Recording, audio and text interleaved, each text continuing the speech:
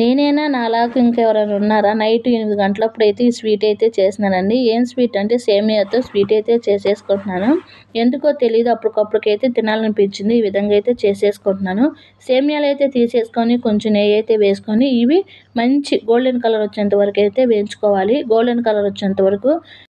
ఆ తర్వాత జీడిపప్పు, కిస్మిస్, బాదం పప్పు అవన్నీ కూడా అయితే నెయ్యిలో కొంచెం అయితే వేయించుకొని అయితే పక్కన పెట్టేసుకొని నేనైతే అవేవి వేయట్లేదు. ఎందుకంటే పిల్లలు అవైతే వేసినా కానీ తినరండి. అందుకని చెప్పేసి నేను వేయట్లేదు. ఇక్కడ వచ్చేసి సేమియాలన్నీ కూడా అయితే వేగిపోయిన తర్వాత చిక్కటి పాలు అయితే పోసేసుకుంటున్నానండి. పాలు ఎక్కువగా వేసుకుంటేనే చాలా టేస్ట్గా అయితే ఉంటుంది. మీరు లూజ్గా కావాలంటే లూజ్గా అయినా చేసేసుకోవచ్చు. నేను దగ్గరగా వచ్చేంత వరకు అయితే ఉడికించుకుంటున్నాను. ఈ సేమియాలు ఆ పాలతోనే ఉడికితేనే బాగుంటాయి. ఇంక నీళ్ళు అయితే ఏమీ వేయలేదండి.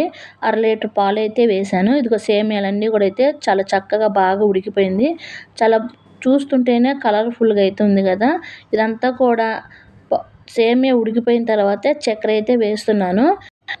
స్వీట్కి సరిపడా చక్కెర అయితే వేసేసుకొని ఒకసారి కలిపేసుకొని ఫైనల్గా అయితే లాస్ట్లో కొంచెము యాలక్కాయల పొడి అవన్నీ వేసేసి ఒకసారి కలుపుకున్న తర్వాత చిటికెడు అంటే చిటికెడు ఉప్పు అయితే వేసుకుంటే స్వీట్ చేసినప్పుడు ఉప్పు వేసుకున్నప్పుడు టేస్ట్ అనేది బాగుంటుంది.